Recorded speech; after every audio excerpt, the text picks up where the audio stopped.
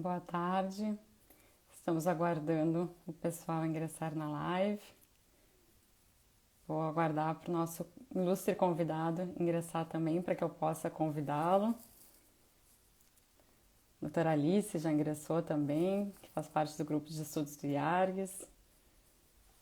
Estou aguardando mais uns minutinhos.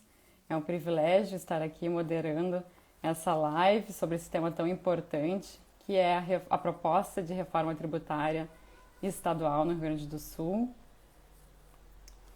Ah, o professor Arthur entrou aqui. Deixa eu ver como.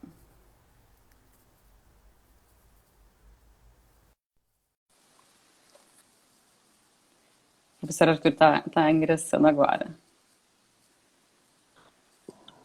Olá, Olá, tudo bom, professor Arthur?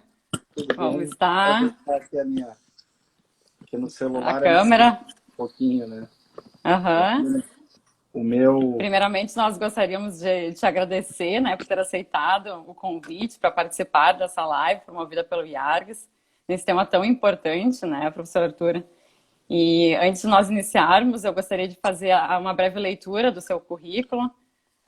O Dr. Arthur Ferreira Neto é graduado em Direito pela URGS, especialista em Direito Tributário pelo IBET, mestre e doutor em Direito Tributário pela URGS, mestre e doutor em Filosofia pela PUC-RS, realizou estágio doutoral em Filosofia junto à Universidade de Tübingen e estágio doutoral em Direito junto à Universidade de Gießen, é professor permanente do Programa de Mestrado em Direito e da Graduação da Universidade Católica de Brasília, é professor substituto de Direito Tributário da URGS, é ainda coordenador e professor da especialização de Direito Tributário da PUC-RS, junto ao IET, é vice-presidente do IET, é o segundo vice-presidente do TARF, é autor de diversos livros. Então é uma honra nós estarmos aqui contigo, professor Arthur. Eu ainda tenho que fazer esses protocolos, mas a diretoria do IARGS também gostaria de passar um recado para ti e para os nossos ouvintes. Então, a diretoria, por sua presidente, a doutora Sulamita Santos Cabral, saúda a todos os participantes dessa live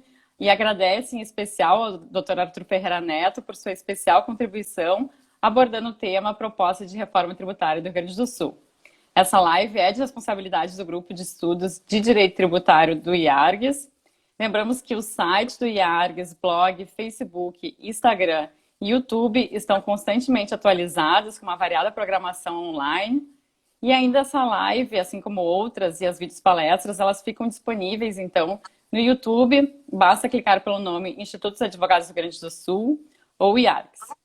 Bom, professor Arthur, frente à maior crise sanitária e agora econômica, o governo do estado elabora uma proposta de reforma estadual tributária, que, pelo que se expôs, tem por objetivo principal simplificar o modelo tributário, padronizar com os modelos de outros estados e se aproximar dos sistemas mais modernos do mundo. De forma geral, mesmo que haja questões positivas na proposta, será que as vantagens apresentadas compensam? Haverá um aumento da carga tributária para os contribuintes?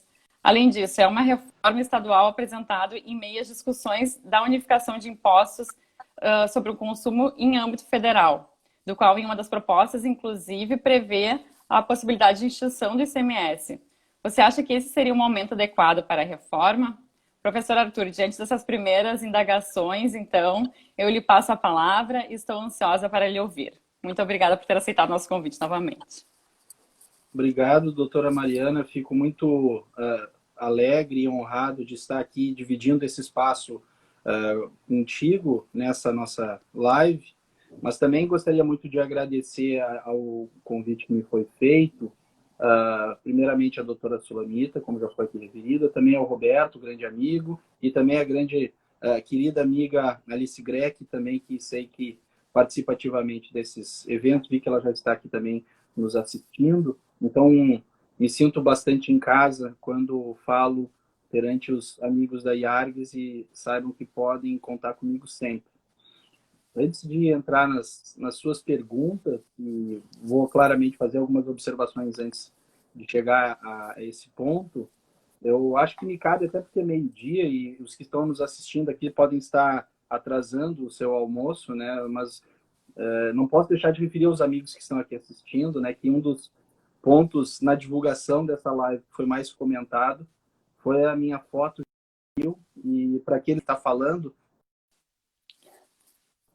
eu vou dizer que foi a Mariana que pediu uma foto minha pré-pandemia, ela não disse qual pandemia seria. Então, peguei uma foto da época da peste bubônica, escolhi uma mais jovem, então aqueles que estão me assistindo já podem ficar com essa ressalva por receio de estar outra pessoa aqui falando. Brincadeira da parte, vamos falar do tema esse que é mais, que nos aflita mais, e todos aqueles que estão participando desse debate, principalmente perante, né, o Poder Legislativo, que já está bastante atuante na discussão desse projeto. Muito se está apresentando aqui em relação ao conteúdo de crítica a essa reforma. E por isso, até tenho slides que eu preparei para a nossa conversa e não me lembrava que seria pelo Instagram, mas depois, Mariana, eu te encaminho e aí vocês podem direcionar para aqueles que possam ter interesse. Essa apresentação vem usando em outros eventos que também venho falando sobre a reforma tributária do Rio Grande do Sul. Ótimo. E, portanto, seguindo um pouco a lógica dessa minha apresentação, que depois eu vou remeter, eu acho que é interessante nós, em primeiro lugar, pensarmos o que é necessário para uma reforma tributária. Não digo aqui do Rio Grande do Sul, eu não digo a nacional, eu digo qualquer tipo de reforma tributária. E para a gente, então, compreender essa reforma, a gente tem que ter 3 parâmetros, e eles não são exclusivamente jurídicos. O primeiro deles é econômico, né? Então, para fazer a reforma tributária, tem que saber se a reforma sendo proposta, se ela cabe dentro da economia, se o mercado vai absorver o que está sendo pretendido. E, portanto, como a Mariana já bem aqui falou, nós sabemos claramente que estamos num período de gravíssima crise econômica, de retração projetada, porque a gente ainda não sabe todos os efeitos econômicos dessa pandemia, mas já há estimativas de uma retração de 9%, 10% do PIB em razão da pandemia, de forma que qualquer tipo de proposta de reforma, não importando qual a sua instância, ela tem que caber na economia. Uma reforma que não cabe na economia é uma reforma que é imprestável. É só um sonho, é uma divagação, realmente desejar o melhor de uma realidade que certamente está numa situação precária. Então, em primeiro lugar, a reforma tributária tem que encaixar com a economia e com o mercado, senão não adianta nem começar a discussão.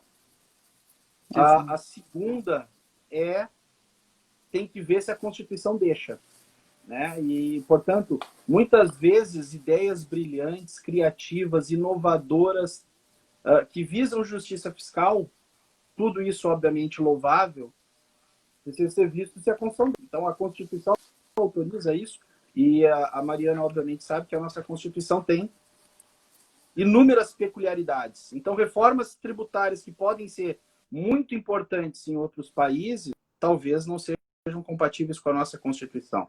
E mesmo reformas constitucionais têm também parâmetros de limite que a gente vai precisar observar. E o terceiro, e aqui vai ser importante esse segundo viés, porque a gente precisa reconhecer que a reforma tributária do Rio Grande do Sul, que é proposta, ela é muito inteligente, criativa, cativante, e é isso que a gente ainda vai falar um pouco mais. Mas o terceiro ponto é que uma reforma tributária tem que atender minimamente às expectativas da sociedade. Então, a sociedade também precisa estar de acordo com ela, mesmo que os seus representantes eleitos queiram muito fazer aquela reforma e têm mandato para isso, nós precisamos também controlar as expectativas da sociedade. E eu digo isso na medida em que é evidente que numa situação de crise, com enorme desemprego, ninguém sabe como vai ser o seu amanhã, ninguém aqui está disposto a sequer ouvir a ideia de aumento de carga tributária, seja na esfera federal, seja aqui na esfera estadual. Então, isso para mim é baliza para a discussão. Se a gente não tiver interesse em considerar esses marcadores, não adianta nem discutir reforma tributária. Então, tendo isso em mente, o que a gente vai poder falar aqui da nossa reforma tributária? Não sei se tu quer falar alguma coisa ou eu posso ir adiante. Não, pode prosseguir. Muitos têm comentado que, de fato, essa reforma é justamente para recuperar esses 2,8 bilhões que se perdeu de arrecadação. Então, nós temos que verificar ponto a ponto. esse teu segundo ponto é muito importante. Nós estávamos estudando ontem no escritório, mas eu vou deixar tu apresentar. Eu acho que depois eu faço também meus comentários Claro. sobre eles. Acho que é Eu já melhor. vi o material que vocês prepararam e veja que eles Uhum. são coincidentes, né? São Com o material parecidos, que também coincidentes. tem, né? Então, acho que a gente Uhum. está em linha com muitos dos pontos. Tem algumas Uhum. questões que são aqui de ordem mais técnico-tributárias que eu acho que é interessante a gente discutir, porque eu preciso, antes de mais nada, também confessar que a gente teve pouco tempo para analisar isso tudo, né? O material que foi divulgado, que a gente ainda não sabe com perfeição se é efetivamente o texto definitivo, se é um esboço, mas Uhum. a partir do material que a gente tem, algumas considerações e algumas ideias a gente tem para avaliar. E eu, inclusive, tenho aqui alguns apontamentos de possíveis inconstitucionalidades que eu confesso que eu não tenho ainda certeza. Eu preciso Uhum. melhor discutir eles, mas pelo menos já, por assim dizer, um cheiro de inconstitucionalidade no ar. Então, com base nisso, assim, a minha análise, agora falando especificamente da reforma tributária do Rio Grande do Sul, ela tem três pilares, tem três pontos centrais. Primeiro, compreender as macroestratégias que o governo estadual muito bem trouxe na sua apresentação. Segundo, entender a linguagem que está sendo ali utilizada. E aqui, obviamente, eu vou precisar ser um pouco mais duro com a reforma que está sendo apresentada, porque eu acho que há um artifício de metalinguagem que talvez, mesmo que a bandeira seja de transparência, talvez há ali algum tipo de elemento de marketing e publicitário que talvez precisa ser melhor polido para a gente compreender efetivamente a real intenção dessa reforma. E, em terceiro lugar, tem uma frase que eu estou aqui pensando da própria fala do subsecretário da Fazenda Estadual, o amigo Ricardo Neves Pereira, que participou de uma outra live conosco, e ele apresentou a frase conhecida que, comentando a reforma tributária, que não se poderia olhar a floresta, não poderia olhar apenas as árvores, mas tem que olhar a floresta como um todo. No sentido de dizer, olha, tem que compreender a reforma como um todo, não pode só criticar esse ponto. Ela tem muitas coisas positivas e ela é uma mudança global. Perfeito. Então vamos aqui olhar a floresta e não apenas a árvore. Então, em relação às macroestratégias, o que cabe aqui apontar, eu vou ser um pouco mais breve, porque eu sei que no Instagram a gente tem tempo, né? Então a pessoa tem que ser rápida Assim, no que está e falando. depois ele corta. É a minha primeira live, mas eu sei, pelo que eu assisto, que depois de um tempo ele É, corta. Mas eu acho que ele avisa aqui, não? é, Tranquilo. normalmente essa é uma boa estratégia para quem não quer responder às críticas do que falou, né? Fala até o tempo se esgotar e o Instagram corta. Mas eu não vou Mas tentar me não é valer o caso. Não é desse o caso aqui, estratagema. não se preocupe. Não. Pois então, essas macroestratégias, para falar de uma forma global, elas anunciam metas que eu posso aqui dizer, elas são truísmos. São elementos que ninguém estaria disposto a discordar. Né? Porque se fala ali em competitividade, inovação, investimento, justiça fiscal, fazer o pobre pagar menos tributo. Obviamente, todo mundo, em termos ideais, concorda com essas metas. Uhum. Exatamente por isso, nós temos que ver a real intenção delas.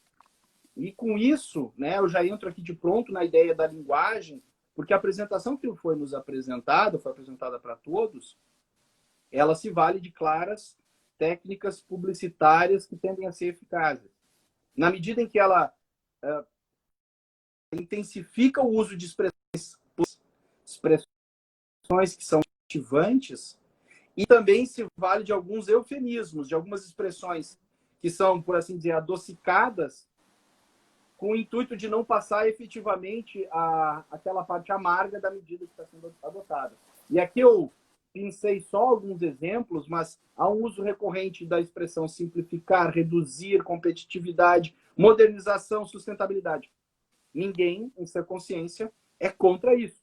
Ninguém aqui Uhum. iria defender a bandeira de uma reforma tributária que dificultasse, que majorasse, que buscasse inércia, que fosse ultrapassada.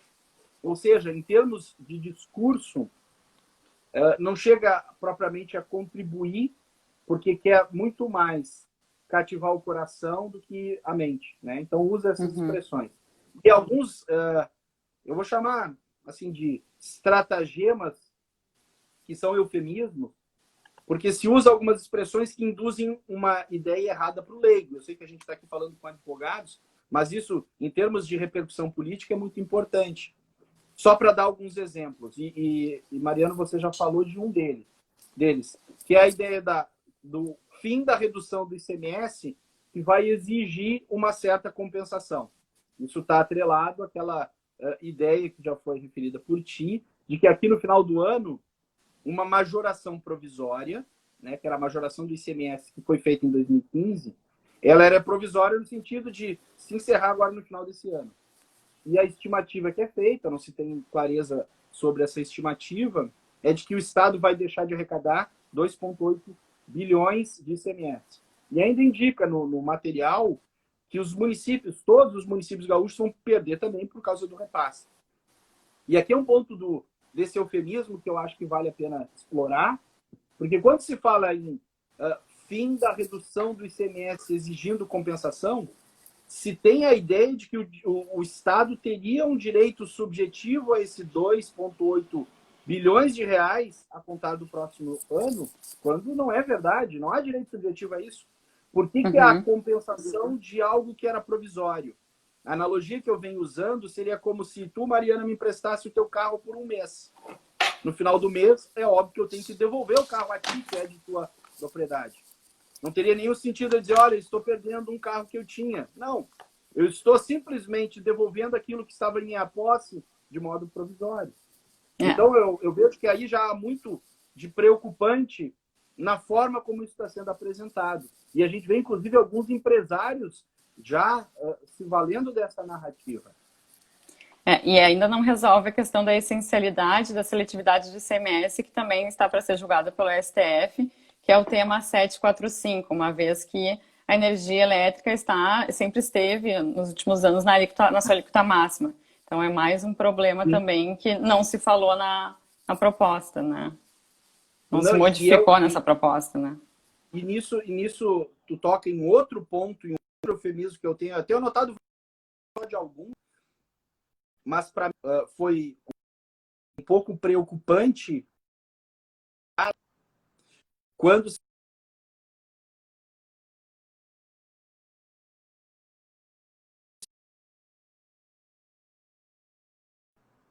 Mariana, não sei se trancou, o meu trancou, o teu também?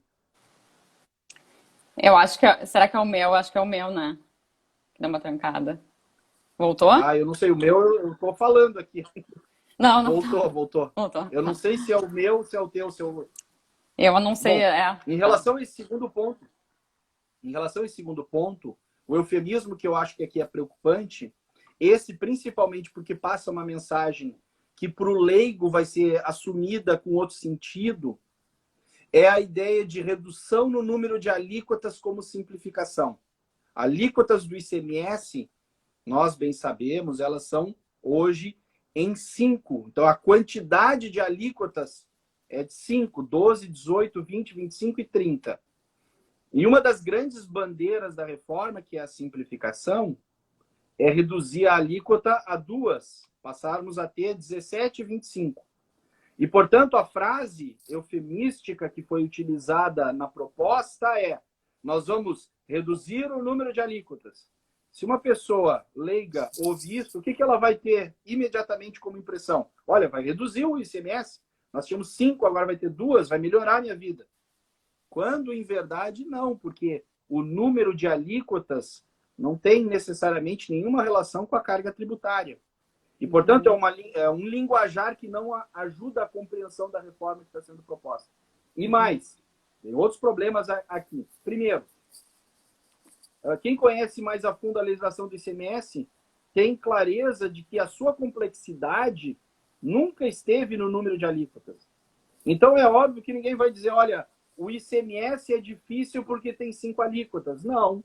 O ICMS é difícil por causa da não cumulatividade, por causa da substituição tributária, por causa das reduções de base de cálculo, diferimento, todas as regras que, obviamente, de 5 alíquotas para 2 fica mais simples, óbvio, mas longe, muito longe de tornar o ICMS simplificado.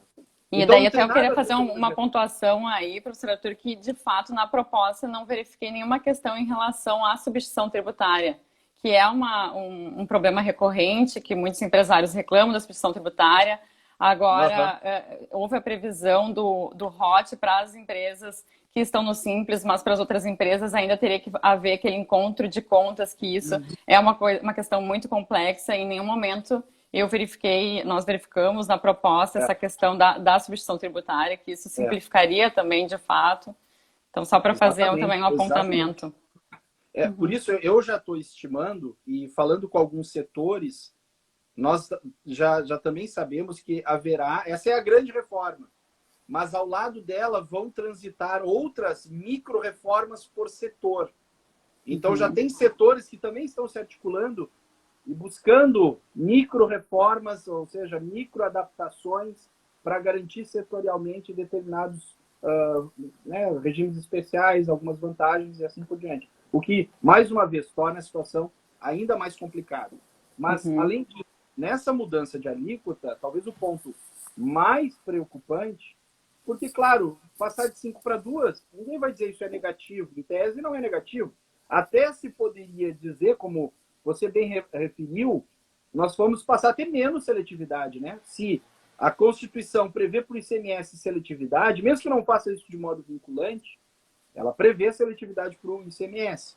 A gente vai passar a ter menos seletividade. Ou seja, se o artigo 155, parágrafo 2º, inciso 3 da Constituição, tem uma norma diretiva, essa direção passa a ser menos seguida. Né? Porque de 5 diferentes faixas, a gente vai passar a ter 2. Então, não se poderia dizer que, em nome da simplificação, a gente está respeitando o texto constitucional. Talvez a gente esteja desrespeitando o outro lado do texto constitucional, que é a seletividade do ICMS. Mas mais grave que isso ainda, como você já referiu, é que dessa redução no número de alíquotas, nós temos a faixa de 12 que vai ser majorada. E como nós vamos passar a ter 17 e 25, nós vamos ter inúmeros produtos que hoje estão na faixa 12, gradualmente vão passar até atingir a faixa 17. Então, isso em si já é uma majoração bastante clara.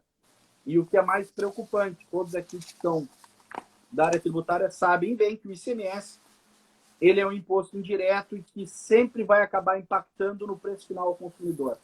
E, portanto, de novo, pensando em termos da metalinguagem que é utilizada, uma das bandeiras que aqui a gente também pode ver como um certo eufemismo é a frase de que os pobres pagam mais ICMS. Os ricos pagam proporcionalmente menos. E, portanto, essa é uma das bandeiras da reforma tributária sendo aqui proposta. Mas essa medida vai tornar claramente mais caro o produto final essencial, que hoje está na alíquota de 12, aquele que é mais pobre, que consome mais itens que são considerados essenciais, que vai passar de 12 para 17.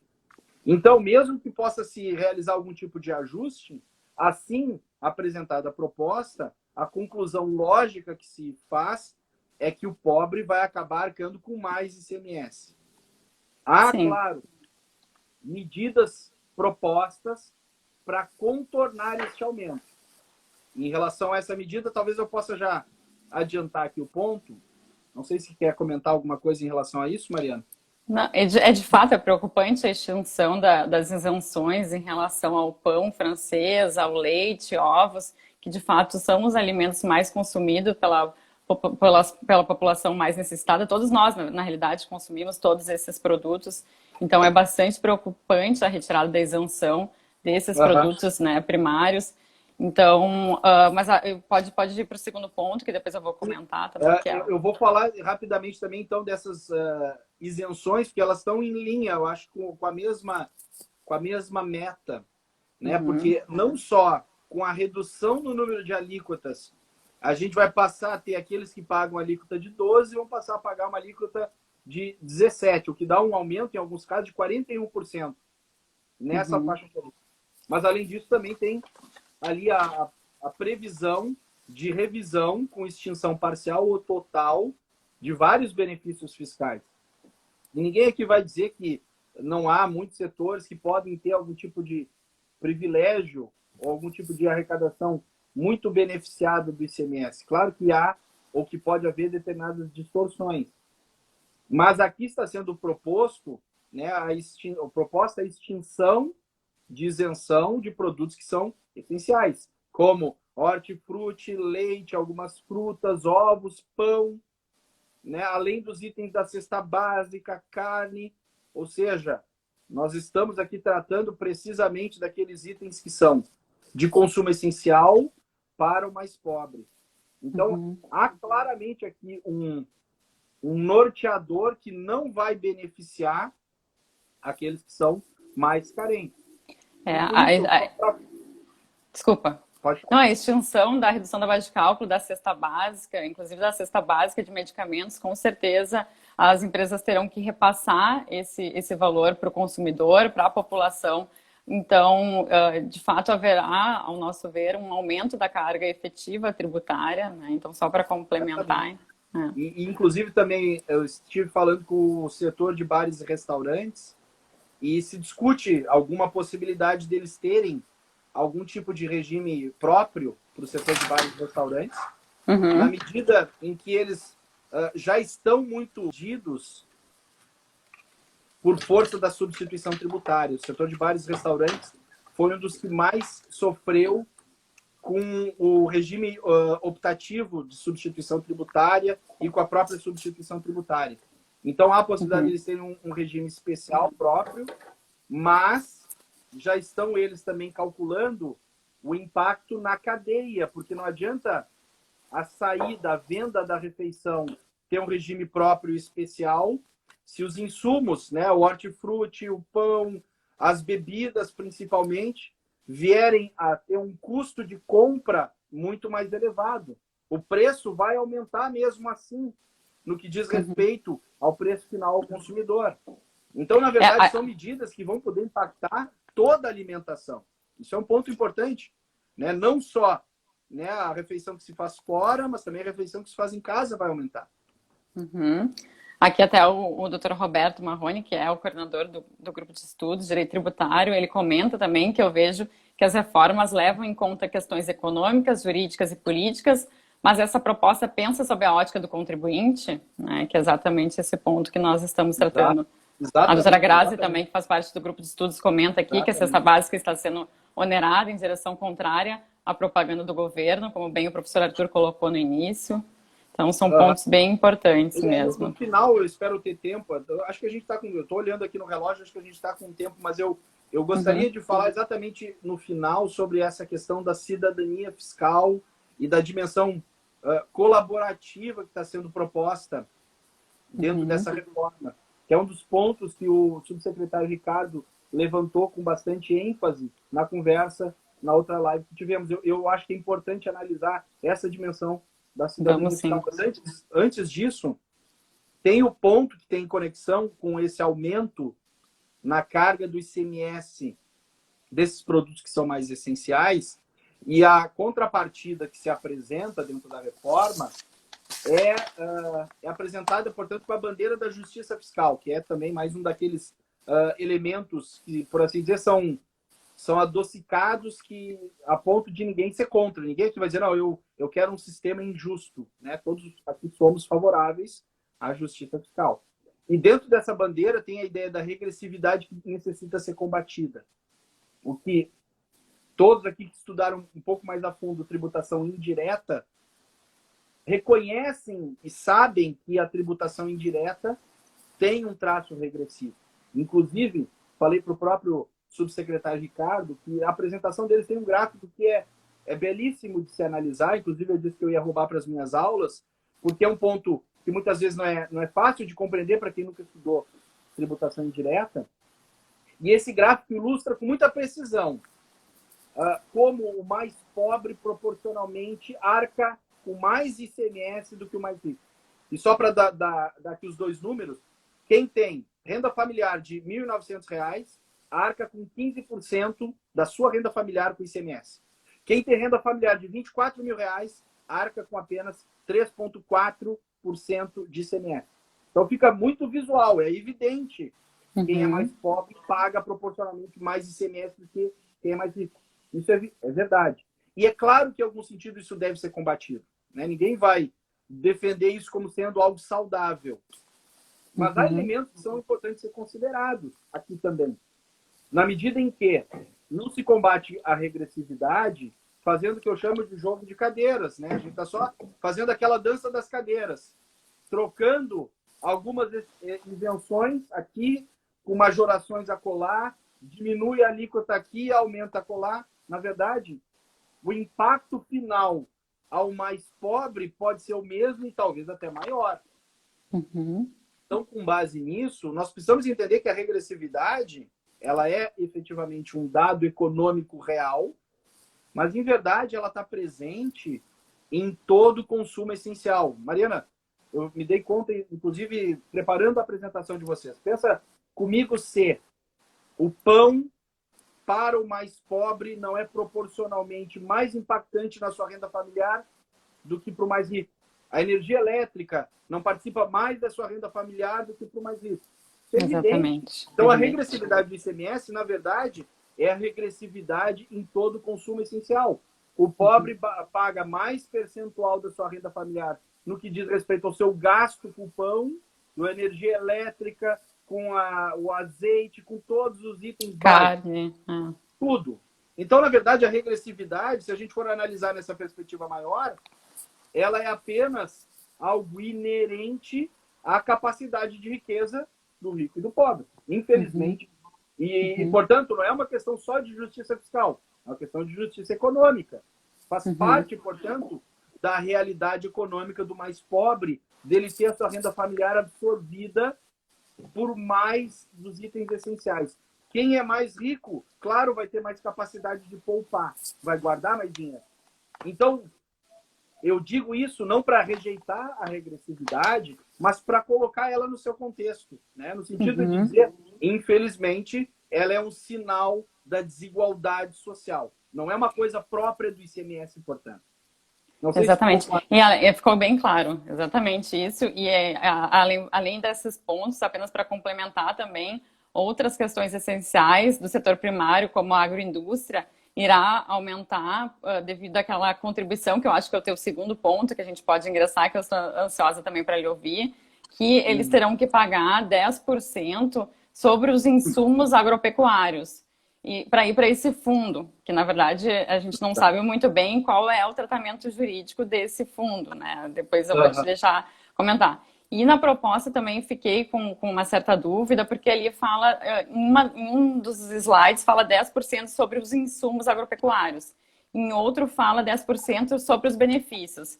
Mas o setor de fertilizantes, por exemplo, além da isenção dos insumos agropecuários, eles têm redução da base de cálculo e o benefício fiscal do crédito presumido, que reduz a base 75%. Então, se esses 10% seria sobre as isenções ou seria sobre a redução da base de cálculo e o crédito presumido também. Mas acho que o principal ponto aqui, de fato, é ter uma destinação específica para um imposto, que eu vou deixar, então, entrar nesse teu segundo ponto, professor Arthur. Beleza. Esse é um ponto que está realmente me chamando muito a reflexão desse mecanismo, porque, mais uma vez, fazendo menção ao subsecretário Ricardo, quando ele apresentou essa ideia, ele trouxe ela como algo inovadora, talvez realmente seja algo que, pelo menos nesse formato no Brasil, não se tenha algo assim ainda. Então, nós estamos tateando elementos tributários novos. Então, quem é criativo se arrisca também, né, em ter a sua ideia destruída, infelizmente. E nesse ponto, eu tenho várias dúvidas e vejo alguns problemas de início. E, portanto, o que vai ser, então, esse fundo devolve ICMS? Como tu já referiu bem, Mariana, a gente não tem todas as informações. Tem ali alguns slides e tem um texto curto desse fundo a ser criado que me deixou exatamente com essas dúvidas que tu já suscitou. Mas, em primeiro lugar, para entender o fundo, a ideia é, nesse fundo, que as famílias mais carentes elas tenham um depósito em conta corrente, uma espécie de conta corrente de ICMS, em que os bens que elas vierem a consumir e tiverem elas, então, pago notas fiscais nas quais incidiu o ICMS, vai haver um procedimento de destaque desse valor e devolução a essas famílias mais carentes, em percentuais 40%, 20%, 15%, de acordo com a renda familiar, de 1 salário mínimo, 2 salários mínimos e até 3 salários mínimos. Então, há essa ideia de fazer um círculo, aqui, digamos, o círculo virtuoso de o mais pobre arcar com mais ICMS proporcionalmente, mas uma parte desse ICMS voltar para o bolso do pobre. E isso está sendo apresentado como sendo a forma de estabelecer a contrapartida no aumento do ICMS nesses produtos que são mais essenciais. E aqui eu já tenho, claro, não se pode falar isso de forma categórica, mas eu tenho pelo menos algumas dúvidas e receios. Então, por mais interessante e criativa que seja a ideia, nós temos que passar pelo filtro da Constituição, né? Não é porque é interessante que pode. Coisas interessantes a nossa Constituição pode não permitir. E com base nisso, eu, em primeiro lugar, já vejo talvez alguns riscos de custos operacionais que podem surgir adicionais. Então, quem está no setor de varejo, querendo ou não, talvez tenha que ter outros controles adicionais para compreender como vai se dar esse destaque. Não sei, talvez seja possível. Alguns até do setor empresarial estão dizendo, não, isso vai ser automático, vai ser simples, não vai ter nenhum tipo de problema. Eu, normalmente, tenho desconfiança em relação a novas obrigações acessórias. Muitas vezes, ou quase sempre, elas geram algum tipo de oneração indireta. Além disso, eu também não tenho plena convicção se isso não pode gerar algum tipo de responsabilidade ao varejista. Imaginemos que ele apure equivocadamente o seu ICMS, que ele tome a base de cálculo com algum equívoco, que ele apure errado o seu ICMS. Talvez haja algum tipo aqui de responsabilização por algum equívoco perante o que deveria ter sido repassado a esse consumidor e não tenha sido. Vá que isso possa gerar mais uma hipótese de apropriação indébita. Podem ser receios infundados e exagerados, mas eu sempre fico com o pé atrás no que se refere à responsabilização do contribuinte. Além disso, a ideia essa inovadora, nós não podemos também descartar a criatividade de muitos que vão ser beneficiados por esse sistema. Na medida em que, se vai haver o depósito em conta bancária, ou seja, dinheiro entrando e disponível ao cidadão, e aqui a gente vê que nós temos faixas, né? Aquele que tem renda familiar de um salário mínimo vai ganhar 40% de volta. E, portanto, eu não vejo nenhuma dificuldade em ver aqui riscos de fraudes. Exatamente. Em que, numa família, né, se pode pegar aquele que vai se cadastrar, vai ficar no cadastro único, e esse cara é o responsável por fazer o rancho de todos os seus membros familiares. Porque esse vai estar numa determinada cota que vai poder, talvez, ganhar uma margem maior de devolução do ICMS. E aí a gente diz, mas está sendo exagerado. O cidadão ele não vai buscar ter esse tipo de vantagem indevida. É só a gente olhar todas as fraudes que estão ocorrendo com auxílio emergencial de R$600, né? Que e além estão recebendo indevidamente. Exatamente. E além disso, esse fundo, pelo que nós verificamos, ele é administrado por 8 pessoas, sendo representante da Casa Civil, do Planejamento, mas não tem nenhum representante do contribuinte. E eu não sei se daqui a pouco é também essa administração, se esse órgão não vai ser visado. Porque nós sabemos que as contas públicas do Estado estão numa situação muito delicada. Se esse fundo não será visado de fato para fraudes, tanto dos cidadãos como da própria, infelizmente, da administração pública, enfim, né? Interessante, não tinha pensado nisso, Mariana, mas é um ponto também bem relevante, né? Não ter uma participação, talvez, da sociedade civil ali, do contribuinte, realmente é um ponto bem interessante. Mas o último ponto que eu queria falar sobre esse fundo, e aqui eu digo, é uma ideia ainda precária que eu tive, eu acho que talvez você tenha visto na minha apresentação, né?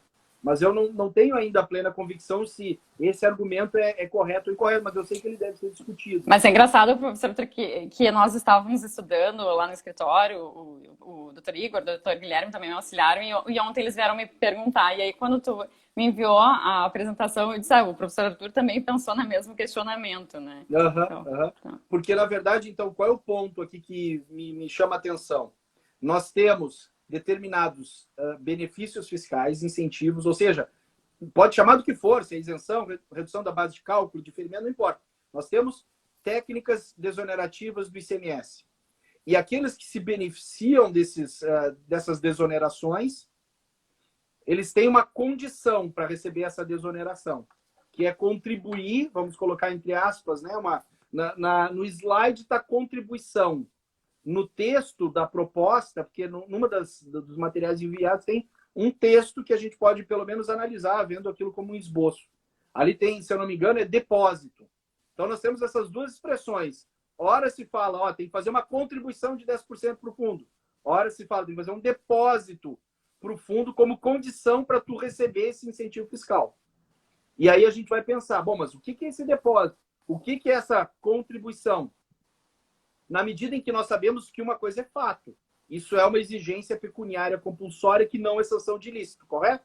Uhum. Isso certamente tem todas as cor, cheiro, gosto de um tributo, de alguma forma de cobrança de natureza tributária, até porque está vinculada exatamente a uma cobrança tributária. E, portanto, eu tenho aqui sérias dúvidas se, dentro desse mecanismo de financiamento do fundo, não há uma incorrência na vedação do artigo 167, inciso 4, o qual fala impostos não podem estar afetados a fundo, órgão e despesa. Está ali escrito, é fundo, está ali escrito. E exatamente por isso, eu tenho sérias dúvidas se, vejam, ali fala imposto, e talvez a Fazenda venha dizer, não, só não pode ter afetação o imposto. Como é uma contribuição que tem que ser condicional à usufruição de um benefício, aí é outra coisa. Mas, em verdade, aí é quase a regra matemática, né, do menos com menos é mais. Então, não adianta tu dar uma isenção e condicionar um reembolso desse valor como forma de tu remeter um fundo. Né? Veja bem, Mariana, se isso fosse o planejamento tributário de um contribuinte, seria abusivo, correto? O resultado prático final é o mesmo. Eu não vou tornar vinculado o ICMS, mas eu vou dar uma isenção e uma parte da isenção eu vou vincular um fundo. Não, na boa, é a mesma coisa. Exatamente. E sobre esse tema, na realidade, nós estávamos olhando ontem, o STF já julgou em 1997, no recurso extraordinário 172153, que seria a majoração da alíquota do ICMS destinada ao aumento de capital da Caixa Econômica do Estado de São Paulo para financiamento de programas habitacionais de interesse da população. E o STF declarou inconstitucional, então, pelo plenário da Corte, face justamente ao disposto do artigo 167, inciso 4 da Constituição. Então, nós também ficamos com essa dúvida em relação à destinação específica de um imposto. Então, acho que esse detalhamento também não foi tratado, né, de como é que vai ser dado esse tratamento jurídico para essa destinação. No material que eu vou encaminhar depois, tem inclusive uma das emendas em que o Supremo declara inconstitucionalidade do ICMS finalístico, né? O ICMS de São Paulo para a construção de casas populares. Vejam, normalmente a afetação finalística ela tem um destino nobre, né? Não é que o destino não é algo a ser promovido pelo Estado. Aqui todo mundo, obviamente, é favorável à construção de casas populares, mas o ICMS não pode diretamente financiar isso. Da mesma forma que é óbvio que todos nós somos favoráveis à devolução de recursos aos mais pobres, mas não por meio dessa, entre aspas, contribuição de uma isenção do ICMS. Então, é claro, precisamos ouvir argumentos em contrário aqui, mas, de qualquer forma, tem algo estranho no ar e a gente precisaria discutir isso melhor. E de fato, sobre essa questão da discussão, como bem o professor colocou no evento do IET na semana passada, o debate virtual ele fica muito prejudicado, né? E em alguns momentos nós verificamos também uma certa dificuldade do governador Eduardo Leite em debater, porque a semana passada teve o caso da presidente da Federação, Simone Leite, que comentou que teria um aumento da carga tributária e naquele momento o governador comentou que poderia ser uma fé ou incapacidade de compreensão da presidente da Federação, que eu acho que não é muito adequado para o debate, né? Então, acredito que esse tema não poderia ser tratado com extrema urgência, como quer ser tratado. Então, nós temos que ter muito cuidado, são muitos pontos para serem debatidos aqui. Até na tua apresentação eu vi também tem a questão ali do DIFAL, que também o Estado se coloca como se fosse um benefício que ele estaria dando à extinção do edital, mas já está 4-1 em favor do contribuinte, então provavelmente o Estado já teria que extinguir o diferencial ali de alíquota interestadual. Então, talvez já são seja diversos só pontos. um reconhecimento da derrota, né? Então, Exatamente. vende como uma vantagem uma derrota iminente. Veja que é mais uma estratégia publicitária, né? Nós estamos aqui dando a vocês algo, só que eu não estou dizendo que há uma grande chance de vocês já ganharem isso, né? Então, na verdade, aqui de novo, talvez a linguagem utilizada não seja aquela mais clara e transparente. Eu tenho também aqui alguns pontos a falar do IPVA e do ITCMD, que é uma outra bandeira interessante. Eu vejo que nós temos 15 minutos. Eu não sei se a gente fala disso ou talvez do último ponto, que é aquela questão da cidadania fiscal. Acho que a gente pode abordar rapidamente do IPVA e ITCMD, que também, de fato, eu não acredito que o ICMS não se sabe, né, que o ICMS possa ser extinto conforme as propostas que tramitam no governo, mas de fato, se o ICMS também for extinto, o que vai sobrar para os contribuintes serão apenas o aumento do IPVA e do TCMD aqui no estado. Então, acho que teria que ser abordada também essas questões, né, que são preocupantes, inclusive aquela questão da extinção da isenção para veículos com mais de 20 anos, agora é de 20 a 40 anos, que também impacta consideravelmente para aqueles mais carentes, né, para a população mais carente. Não é isso. E eu acho que em relação ao IPVA e o ITCMD, há uma outra bandeira de justiça fiscal que é interessante de analisar, né? Que é, olha, todas as teorias que defendem uma justiça fiscal entendem que é mais importante tributar o patrimônio do que tributar o consumo. E, de fato, né, os autores que estudam a justiça na tributação das diferentes bases econômicas reconhecem que o consumo não é o ideal de tributação. Mas veja que aqui, querendo ou não, há de novo uma mensagem invertida, porque não se está diante de uma redução de tributação do consumo. Há um grande risco de aumento de tributação do consumo. E junto com esse aumento da tributação do patrimônio. Ou seja, na verdade, né, se chama no inglês o double dip, né? Ele está buscando nas duas fontes tributar mais consumo, tributar mais patrimônio. Em relação ao IPVA, para não me delongar, a Mariana já falou bem, tem um dado aqui que é realmente interessante, e por isso a gente tem que levar muito a sério o estudo dessa apresentação, que ali há dados que são muito interessantes de quem gosta de tributário ali analisar. E tem ali uma informação que eu não sabia, que ou mais da metade melhor dizendo, menos da metade dos veículos do estado do Rio Grande do Sul, da frota gaúcha, são isentos do imposto de renda, 46% do IPVA, 46%. Então, nós temos uma faixa enorme de carros que não são tributados. Isso é um dado importante. E, portanto, uma das metas é tornar, digamos, mais equânime essa base de tributação pelo IPVA, de modo a passar a 75% da frota. Algo que, assim, analisado, parece bastante plausível. Como que metade da frota dos carros gaúchos não paga nada de IPVA? Em verdade, os carros que estão isentos são aqueles que mais poluem, são aqueles que têm a tendência a causar mais acidentes de trânsito, que são mais velhos. Então, eu não tenho dúvida que é possível, sim, fazer algum tipo de ajuste nesse ponto.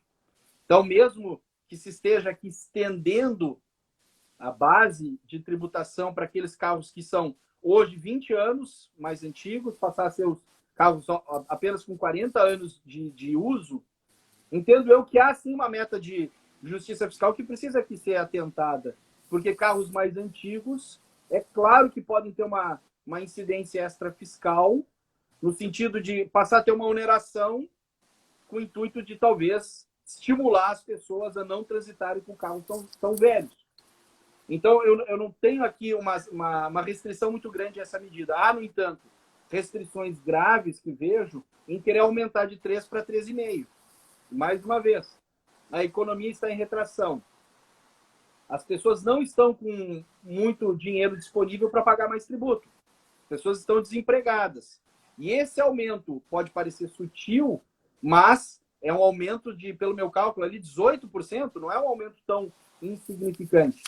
E o que é também contraditório com uma das metas macroestratégicas apresentadas é que aqueles que vão passar a pagar esse imposto adicional são aqueles que também são mais pobres. E a gente sabe que esses que são mais pobres, esses sim não vão ter atenção para dar conta do seu IPVA. Eles têm um carro popular, antigo, velho, e certamente quando vier a cobrança do IPVA, essa cobrança vai ficar lá na pilha daquelas contas que não vão ser pagas. E, portanto, eu não vejo aqui, há uma previsão de uma arrecadação adicional de 740 milhões de reais em trazendo esses novos contribuintes ao pagamento do IPVA.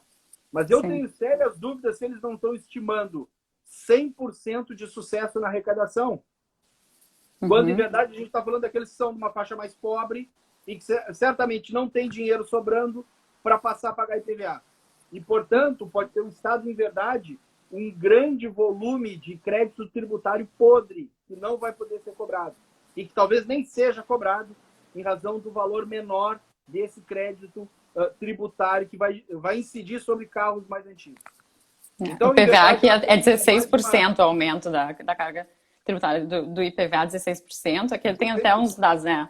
ITCD 33%, cesta básica 142%, gás 41%, o vinho 38%, restaurante 129%, transporte passageiro 165%. Então, só para a gente trazer alguns números, mas de fato o IPVA é uma questão também preocupante. Eu teria assim. só mais 2 pontos que eu queria discutir com alguém, porque eu não consegui ainda debater, mas são 2 pontos que eu acho importantes. Primeiro, as faixas do bom motorista, elas vão ser reduzidas na alíquota. Então, veja, mais uma ideia de majoração indireta. De 15% para 3%, acho uma coisa assim, 2, né? 3 e 5, ao invés de 5, 10 e 15. Ou seja, é uma majoração indireta do IPVA altíssima, porque o que é 15% de desconto vai passar a ser 5% de desconto. Vai aumentar o valor do IPVA para muitos. E, por fim, esse é um ponto que merece uma análise um pouquinho mais detalhada, porque envolve a afirmação, eu só tenho que botar aqui o carregador no celular, a informação de que o Estado do Rio Grande do Sul vai passar a adotar o critério que o Supremo definiu há 20 dias atrás, de cobrar o IPVA pelo uso, de acordo com, não de acordo com o local do emplacamento, mas de acordo com o local em que é utilizado esse veículo. O que tu chama de UVA, né? Isso, eu estou chamando esse imposto de UVA.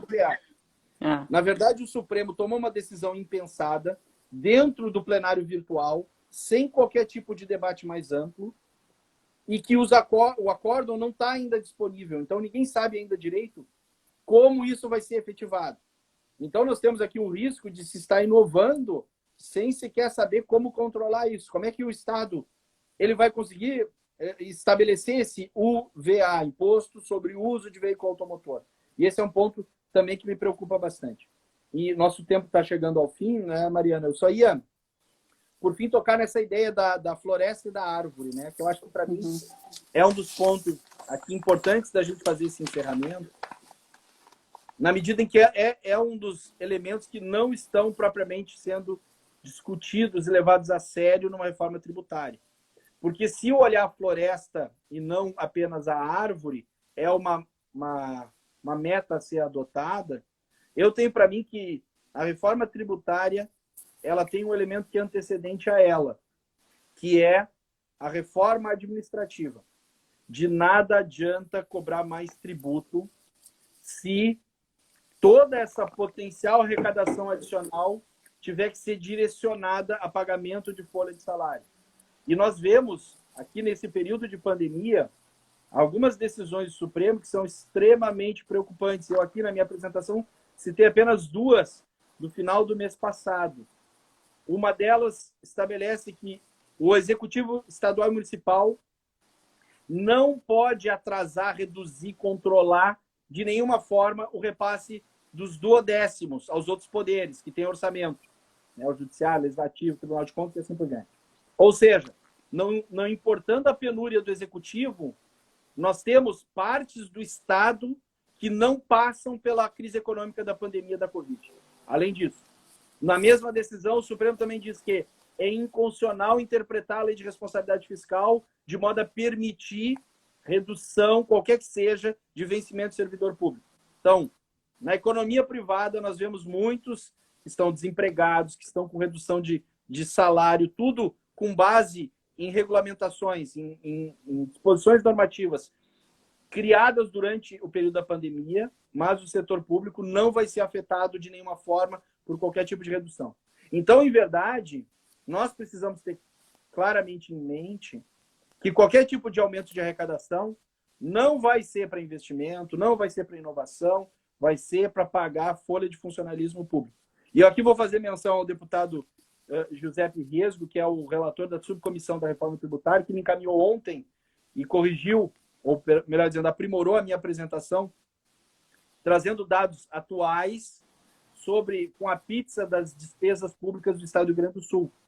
E nada menos que 70% do orçamento é para a folha. E, além disso, outros 17% para despesas correntes. E 1,6% do orçamento é para investimento.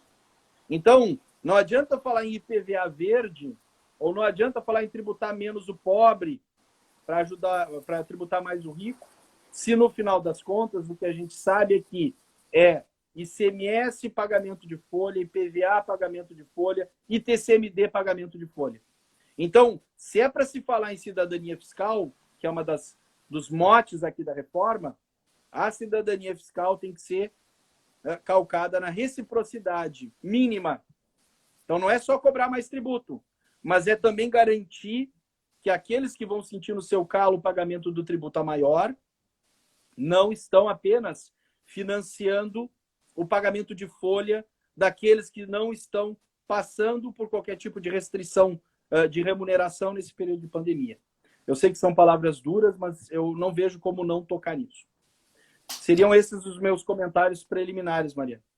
Bom, Arthur, muito obrigada, professor Arthur, muito obrigada pelas colocações, né? O nosso tempo, de fato, daqui a pouco está encerrando. Não gostaria que cortasse a live, né? Para nós podermos... Teriam diversos pontos ainda para ser tratados, porque são muitas questões e uma hora acabou passando muito rápido mesmo. Eu gostaria de saudar aqui também presente a equipe do escritório que me ajudou bastante, doutor Lauri, doutor Igor, doutor Guilherme, doutora Karina, também ao grupo de estudos que faço parte aqui do IARGS, em nome da doutora Alice Greck, que é a coordenadora, e doutor Roberto Marrone, coordenadora adjunto, além disso a doutora Grazi, doutor Cristiano, doutora Cristiane Neri, que fazem parte, doutor Mexe.